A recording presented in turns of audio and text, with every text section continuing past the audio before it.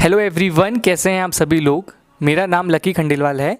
आज हम लोगों के साथ एक बहुत ही स्पेशल गेस्ट हैं, सूरज सिंह रघुवंशी, जिन्होंने अभी रिसेंटली एसएससी सीपीओ में काफ़ी अच्छा स्कोर हासिल किया है और इनका जो फाइनल सिलेक्शन है वो सब इंस्पेक्टर सीआरपीएफ में हुआ है। तो चलिए इनसे हम बातचीत शुरू करते हैं। सूरज, अपना थोड़ा सा इंट्रोडक्शन दीजिए। पहले तो आपके सभी व्यूअर्स को जय हिंद। मेरा नाम सूरज सिंह रघुवंशी है। मैंने अपनी ग्रेजुएशन बीएससी कंप्यूटर साइंस में की है और मैंने अभी रिसेंट जो एसएससी 2020 का सीपीओ हुआ है उसमें as a sub inspector CRPF में फाइनल सिलेक्शन मैंने अपनी एक पोस्ट सिक्योर की है। सो अब पूछें आप आगे, जैसा भी आपके व्यूअर्स की क्वेरी हो आप कंटिन्यू करें। तो सबसे पहले आप हमारे व्यूअर्स को थोड़ा अपने एजुकेशनल बैकग्राउंड और थोड़ा सा अपने फैमिली बैकग्राउंड के बारे में बताइए।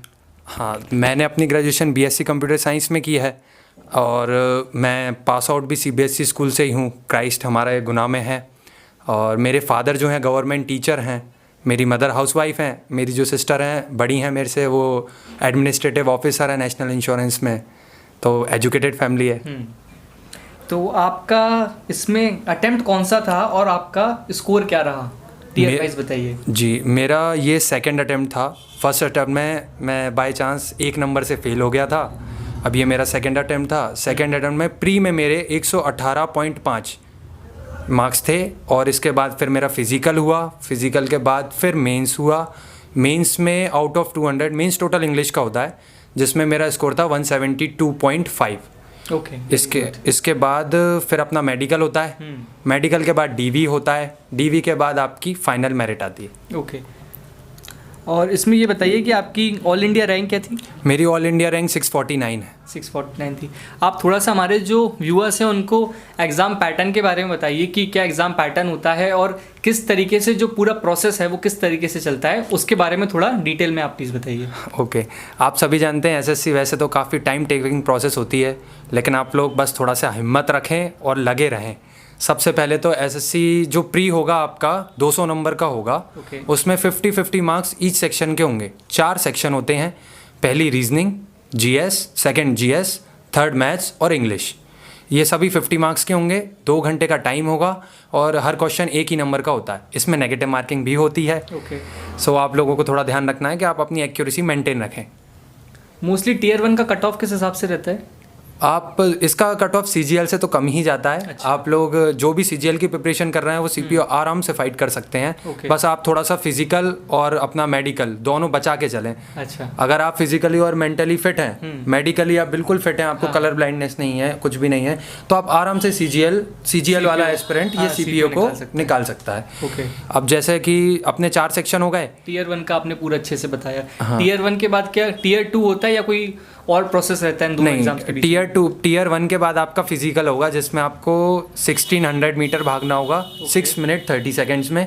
इसके बाद आपकी लॉन्ग जंप होगी, 100 मीटर भी होगी। 100 मीटर आपको भागना होता है 16 सेकंड में। उसके बाद लॉन्ग जंप होती है, वो होती है आपकी 12 फीट।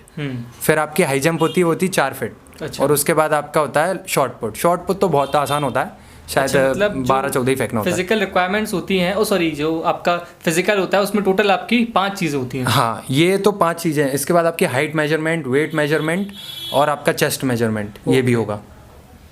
तो फिजिकल के बाद फिर आपका टीयर 2 का एग्जाम होगा। हाँ। जो मेंस का एग्जाम होता है। इसके बाद आपका टोटल इंग्लिश का एग्जाम होगा। इसमें कुछ भी और सब्जेक्ट नहीं आते। 200 मार्क्स, 2 घंटे और विथ नेगेटिव मार्किंग आपकी सिर्फ इंग्लिश का एग्जाम होगा। ओके। इसमें इसके बाद क्या होता है? इसके बाद फिर आपका, अगर आप ये सब पास कर लेते हैं तो फिर आपका आता है मेडिकल का एग्जाम। सबसे जो इम्पोर्टेंट स्टेजेस हैं इसमें। हाँ। एक है आपका फिजिकल और दूसरा आपका मेडिकल। आप सभी जानते हैं कि सीपीओ एक पैरामिलिट्री फोर्स का एग्ज़ाम है। अगर आप दिल्ली पुलिस छोड़ दें, खैर वो भी पैरामिलिट्री में ही आती है, लेकिन ये सारी बाकी की जो फोर्सेस हैं, बीएसएफ, सीआईएसएफ, सीआरपीएफ, आईटीबीपी और एसएसबी, ये सब पैरामिलिट्री में आती है। तो आपको आपके मेडिकल स्टैंडर्ड बिल्कुल एक आर्मी पर्सन जैसे ही रखने होते हैं। आपकी आई साइट बिल्कुल प्रॉपर होनी चाहिए, 6/6 और 6/9। अगर आप राइट हैंडेड हैं तो आपकी राइट आई 6/6 होनी चाहिए। अच्छा। और अगर उल्टा है, हाँ। अगर आप लेफ्ट हैंडर हैं तो वो आपकी 6/6 होनी चाहिए। तो जो टीयर 2 का कट ऑफ रहता है आपका, वो मेडिकल के बाद आता है, मेडिकल के पहले? नहीं, पहले ही आता है। अच्छा। आपका टीयर आपके सेपरेट कट ऑफ नहीं आएंगे, सिर्फ प्री का एक कट ऑफ आएगा। उसके बाद फिर प्री प्लस मेंस। हाँ, प्री के बाद फिजिकल हो गया आपका। हाँ। फिर फिजिकल के बाद मेडिकल होगा आपका? नहीं, सॉरी, फिजिकल mains के बाद होगा। टीयर 2 होगा, फिर हाँ। टीयर 2 का कट ऑफ आता है, उसके बाद मेडिकल होता है। हाँ, इसमें जो अच्छा, आपका ओके। जो टीयर 2 का कट ऑफ है ना, हाँ। वो प्री प्लस मेंस मिला के आता है। अच्छा, जी। ओके। अब इसके बाद आप बताइए कि आपका जो डेली रूटीन है वो किस तरीके से रहता था? मतलब आपका जो पढ़ाई का आपने शेड्यूल बनाया वो आप किस तरीके से डेली मैनेज करते थे? जी, अब देखो मैं एक क्या एवरेज स्टूडेंट रहा हूँ, मैं ज़्यादा ब्राइट नहीं था। हाँ। क्योंकि मैं अब तक सीजीएल नहीं निकाल पाया, सीजीएल में भी 1-2 मार्क्स से रह जाता हूँ हर हाँ। बार। लेकिन एवरेज स्टूडेंट के लिए सीपीयू एक ऐसी प्रोसेस है जिसमें आप बिल्कुल आप नॉर्मलाइज्ड कोर्स से भी आप जॉब ले सकते हैं। इसमें सबसे बेस्ट है, जैसे कि आपने मेरा रूटीन पूछा, तो मैं 6 घंटे तो कम से कम पढ़ता ही था। अच्छा। मेरे क्या घर में थोड़े से इश्यूज रहते हैं, मम्मी पापा दोनों बीमार रहते हैं, तो जैसा टाइम मिल गया 6 घंटे तो आपको पढ़ना ही है। उसके बाद जितना टाइम आप निकाल लो, वो क्योंकि फिजिकल के लिए निकालना पड़ेगा। फिजिकल तो आपको करना भी है, वो भी करना है, लेकिन 6 और घंटे भी के अलावा extra। फिजिकल के लिए टाइम निकालते थे? हाँ, और उसके बाद पढ़ना भी और भी पढ़ना है आपको, क्योंकि आप समझिए 50 मार्क्स की मैथ्स है, तो आपको मैथ्स में स्कोर तो करना ही है, और मैथ्स आएगी आपकी प्रैक्टिस से, तो आपको प्रैक्टिस के लिए आपको कम से कम 4 घंटे तो मैथ्स को ही देने, और क्योंकि आपको पता है इंग्लिश भी आएगी और वो मेंस के लिए भी इंपॉर्टेंट है, 2 घंटे आपको इंग्लिश को देने होंगे, जिसमें से आपको वो क्या पढ़ना है। आप 3 से 4 घंटे तो सिर्फ क्वांट को देते थे? हाँ, 4 घंटे तो मैं क्वांट को ही देता था, क्योंकि क्वांट एक ऐसी चीज़ है जिसमें आप 50 to 50 ला सकते हो विदाउट कोई, मतलब आपको दिक्कत नहीं आएगी अगर आप पढ़ते हो तो। पढ़ते हो अच्छे से, मतलब जीके में आपने ज़्यादा मेहनत नहीं करी, क्वांट, इंग्लिश, रीजनिंग, हाँ, इन 3 चीज़ों पे आपने अच्छे से बिल्कुल। focus रखा। जीएस में एक्चुअली क्या मैं करता भी हूँ ना, तो मेरे नेगेटिव ही आते हैं, तो मैं Okay. जीएस थोड़ा सा ध्यान नहीं देता था। हाँ। हालांकि फिर भी एंड टाइम पे मैंने थोड़ी करंट तो पढ़ी है। जी। जीके में क्या स्कोर था, आपको याद है आपका? पूरा याद तो नहीं है, पर बहुत कम ही होगा। आप थोड़ा सा बुक लिस्ट के बारे में बताइए कि मतलब आपने जो आपकी पूरी प्रिपरेशन रही उसके थ्रू आपने जो कौन सी बुक्स हैं उनको फॉलो करा, तो वो हमारे व्यूअर्स के लिए काफ़ी एक हेल्पफुल चीज़ होगी। बिल्कुल, जैसे कि मैं ये पकड़ लूँ, आप बुक्स बताइए। ओके। सबसे पहले तो मैं आपको इंग्लिश की बुक बता देता हूँ, क्योंकि इंग्लिश का 250 मार्क्स का 400 में से 250 का वेटेज है। तो सबसे पहले तो मैंने इंग्लिश के लिए नीतू सिंह वॉल्यूम 1 ये पढ़ी है ग्रामर के लिए।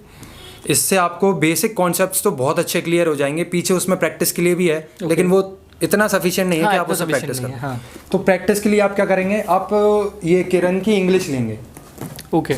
इससे आपको ये मैथ्स की, सॉरी, इंग्लिश की रही, आप इसको यूज़ करेंगे इंग्लिश की। आपको इसका कैसा करना है, आपको डेली के 100 एरर लगाने हैं, आपको 5 पैसेज लगाने हैं, आपको 5 क्लोज टेस्ट लगाने हैं, जैसी आपकी कैपेसिटी हो। बिकॉज सीपीओ में ऑलमोस्ट 250 मार्क्स का है, 250 प्री में और 200 नंबर मेंस के आपके। और आप चाहो तो इसमें 250 में से 230 या 40 तो इजीली स्कोर कर सकते हो। 230 तक तो स्कोर 230 तो आप स्कोर कर सकते हो, अगर आप अच्छा पढ़ रहे हो तो आपको करना ही चाहिए, आपको करना ही पड़ेगा, करना ही पड़ेगा। ठीक है या हाँ, थोड़ा सा आप ये वोकैबुलरी के बारे में बताइए। आप बता रहे थे ब्लैक बुक के बारे में। जी, ये ब्लैक बुक ज़रूर मैंने ये लकी भाई का ही देख के ये बुक ली थी। हाँ। इनके यूट्यूब चैनल से देखने के बाद मैंने ये बुक प्रेफर की और सबसे बेस्ट लगी मुझे। इसके बाहर एक भी वोकैब का क्वेश्चन नहीं था मेरे एग्जाम में, एक भी, मतलब 100% वोकैब इसके अंदर से थी। सिनोनिम, एंटोनिम, इडियम्स, फ्रेजेस सब।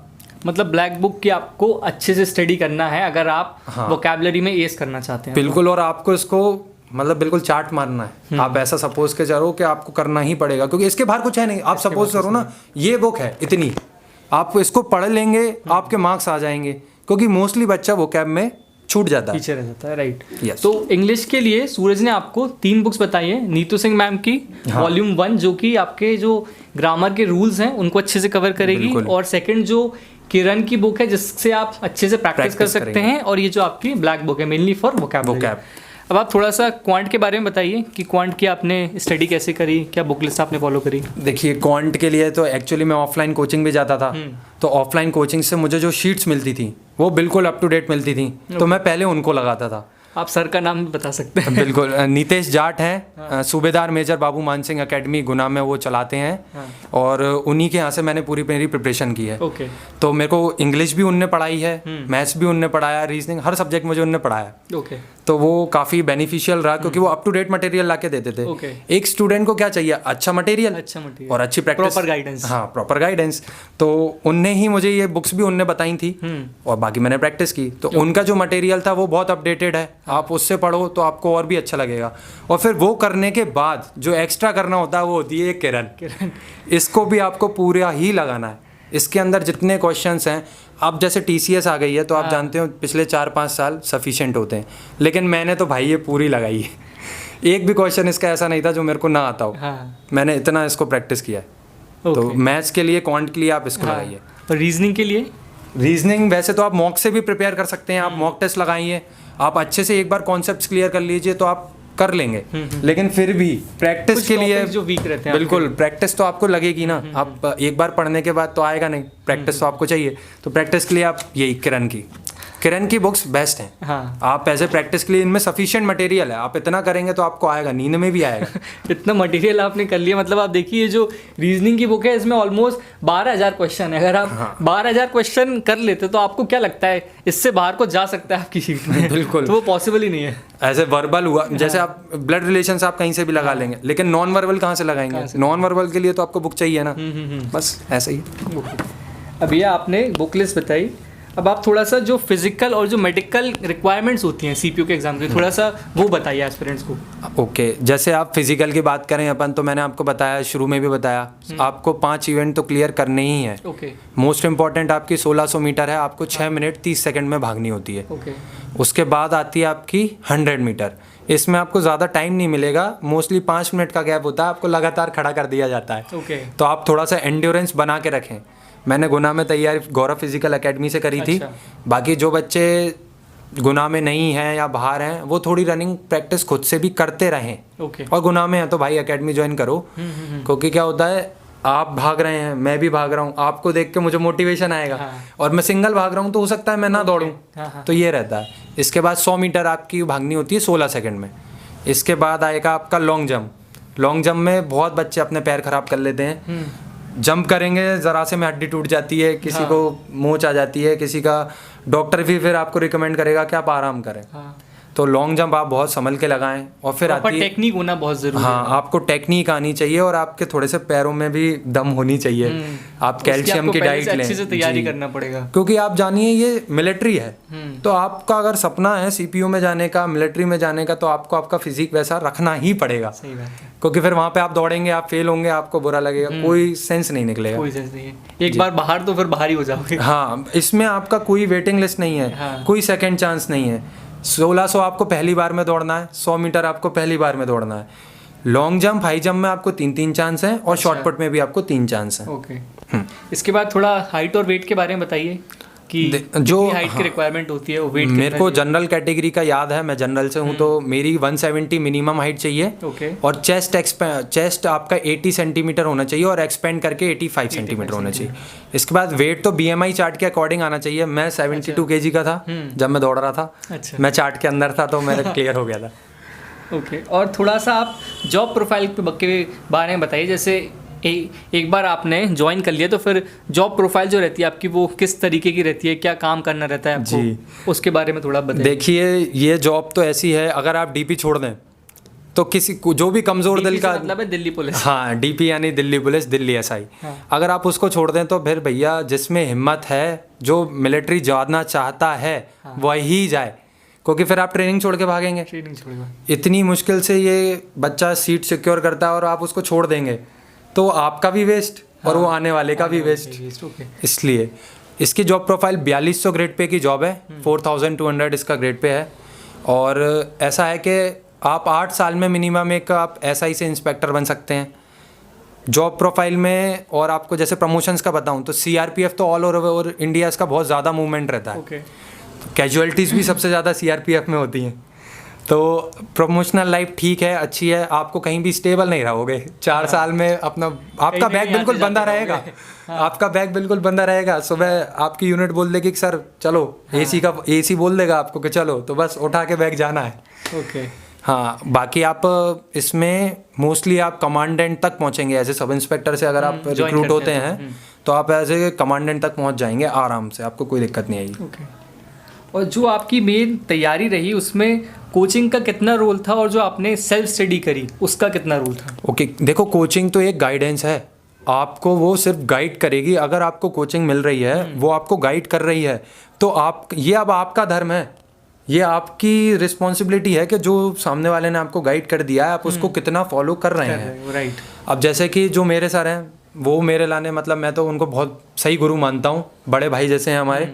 हमको उनने मुझे कभी डिमोटिवेट भी नहीं किया। अगर वो मेरे को कोचिंग पे 4 घंटे पढ़ाते थे तो वो खुद कहते थे कि आप घर पे जाके 6 घंटे तुमको पढ़ना है। तो आप सोचिए 24 घंटे में 10 घंटे मेरे यूं निकलते थे, बाकी का टाइम बचता था। तो कोचिंग आप एक सही बंदे से गाइडेंस लें, ऐसा नहीं कि आप कहीं भी जाके पढ़ने लगें और आप फीस देखें, ये सब ना करें। एक प्रॉपर गाइडेंस करने वाला बंदा तो आपको चाहिए ही पड़ेगा।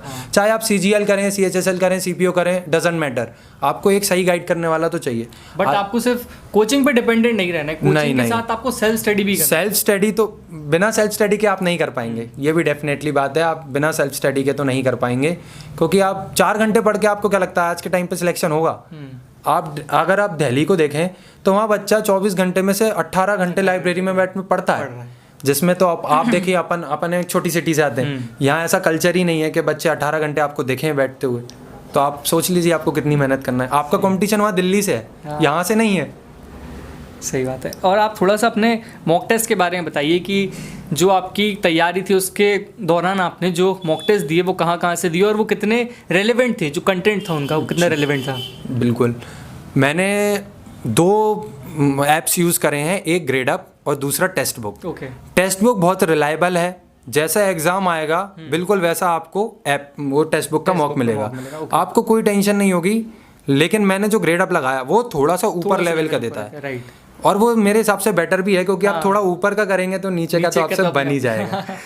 ऐसा रहता है। और बाकी आप टेक्स्ट बुक और ग्रेडअप मेरी तरफ से दोनों प्रेफर करें, एक आप टेक्स्ट बुक का लगाएं, एक आप ग्रेडअप का लगाएं, तो आपकी तैयारी बिल्कुल लेवल पे चल पाएगी।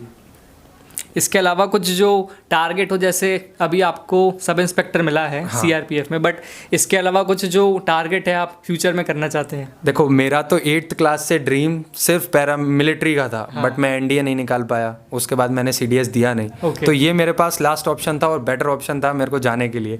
तो अब मैं इसी में अच्छा करने की कोशिश करूंगा। मेरा ड्रीम तो हाल फिलहाल में अब यही है, ट्रेनिंग के बाद एक आध मेडल जीत लूँ, जो बेस्ट कैडेट का मेडल होता है, क्योंकि इसकी प्रोफाइल अच्छी है। आप AC भी बनते हैं तो आप सोचिए एक UPSC से AC बनता है, तो आप वहाँ तक पहुँच सकते हैं आराम से 8-10 साल में सर्विस के, तो बढ़िया है। और कुछ मैसेज आप जो एस्पिरेंट्स हैं CPO के उनको देना चाहें? जो भी CPO का एस्पिरेंट है भाई, अपना दिल और अपना दिमाग दोनों मेंटली इतना स्ट्रांग रखना कि बस एक बार में आप CPO से सिलेक्शन ले लेंगे।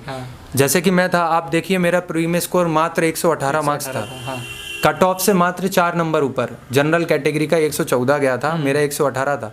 अब मेरे को कई लड़के मिले जो डिमोटिवेट कर रहे थे कि नहीं यार आप नहीं ले पाएंगे, इतने से नंबर से कौन लेता है। बट आपने इंग्लिश में मेहनत करी। हाँ, मेरा इंग्लिश के स्कोर देखिए आप, 200 में से 172 था। तो आप हार मत मानो, ये एक ऐसी चीज़ है जहाँ से आप पक्का सिलेक्शन ले लोगे, क्योंकि इसमें 5 टायर हैं, प्री, फिजिकल, मेंस, मेडिकल, इसके बाद DV और मेरिट। बच्चा कहीं ना कहीं छटेगा, तो आप बिल्कुल मतलब क्या कहते हैं, डिमोटिवेट ना हो, अपने आप को अंदर से बिल्कुल मोटिवेट रखें और अपनी पढ़ाई करते रहें, फिजिकल अच्छे से दें, बस आपका सिलेक्शन होगा। इसके अलावा कुछ भी अगर है आपको डाउट तो मैं नीचे सूरज की जो इंस्टाग्राम है हैंडल वो मेंशन कर दूंगा, तो उससे भी आप सूरज से डाउट पूछ सकते हैं। अगर ये वीडियो आपको अच्छा लगा हो तो लाइक करिए, चैनल को सब्सक्राइब करिए। Thank you very much.